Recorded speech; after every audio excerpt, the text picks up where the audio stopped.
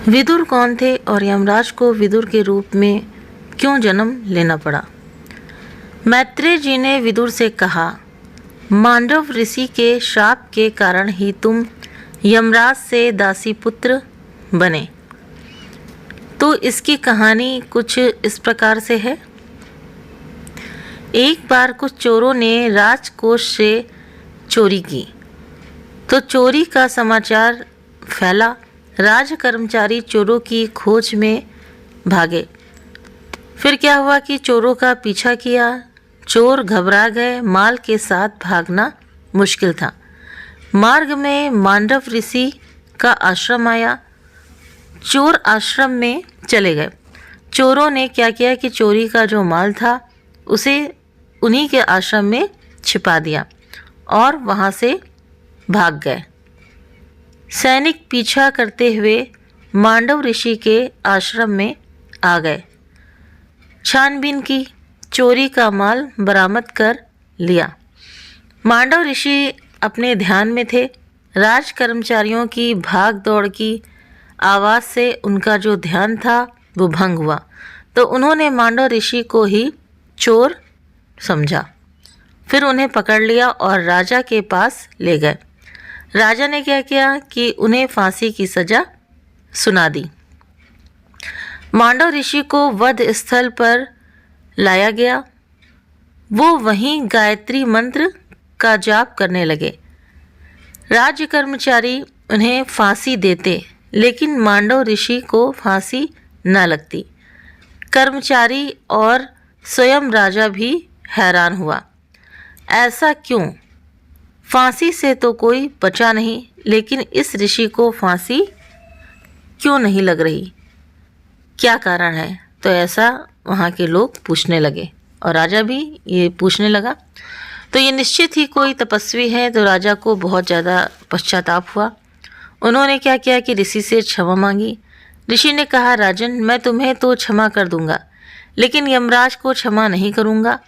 पूछूंगा मुझे मृत्यु दंड क्यों दिया गया, जब मैंने कोई पाप नहीं किया था। मैं न्यायाधीश यमराज को दंड दूंगा, ऐसा मांडव ऋषि ने कहा। अपने तपोबल से मांडव ऋषि यमराज की सभा में गए। यमराज से पूछा, यमराज, जब मैंने कोई पाप नहीं किया था तो मुझे मृत्यु दंड क्यों दिया गया? मेरे किस पाप का दंड आपने दिया? तो मांडव ऋषि के पूछने पर यमराज भी हिल गए। यमराज ऋषि से नहीं डरे, ऋषि की तप साधना से डरे। तप से ऋषियों की देह और जो वचन होते हैं वो पवित्र हो जाते हैं, इसलिए जो कह देते हैं हो जाता है। तप ही व्यक्ति को पवित्र करता है, भक्ति ही आदमी को पवित्र करती है। तो ऋषि का यह प्रश्न सुनकर यमराज जो थे वो कांप गए और वो बोले, ऋषिवर, जब आप 3 वर्ष के थे तो आपने एक तितली को कांटा चुभाया था। उसी पाप के कारण ही आपको यह दंड मिला है। जाने अनजाने में जो भी पाप किया जाए उसका दंड भी भुगतना ही पड़ता है। परमात्मा को पुण्य तो अर्पण किए जा सकते हैं, लेकिन पाप नहीं।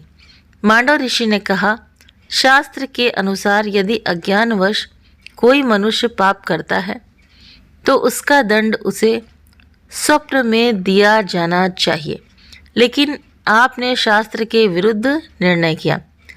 अज्ञान अवस्था में किए गए पाप का फल आपने मुझे मृत्यु दंड के रूप में दिया। आपको मेरे उस पाप का दंड मुझे स्वप्न में ही देना चाहिए था। यमराज, तुमने मुझे गलत ढंग से शास्त्र के विरुद्ध दंड दिया है। ये तुम्हारी अज्ञानता है और इसी अज्ञानता के कारण ही मैं तुम्हें श्राप देता हूँ कि तुम दासी पुत्र के रूप में जन्म लो, मनुष्य योनि में जाओ। मैत्रेय ऋषि कहते हैं, बस विदुर, इसी कारण तुम्हें मनुष्य योनि में दासी पुत्र के रूप में जन्म लेना पड़ा।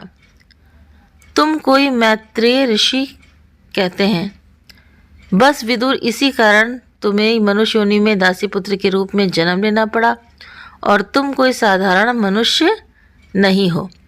तुम तो यमराज का अवतार हो।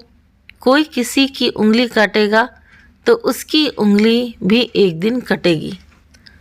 कोई किसी की हत्या करेगा तो उसकी भी एक दिन हत्या होगी, चाहे इस जन्म में या अगले जन्म में।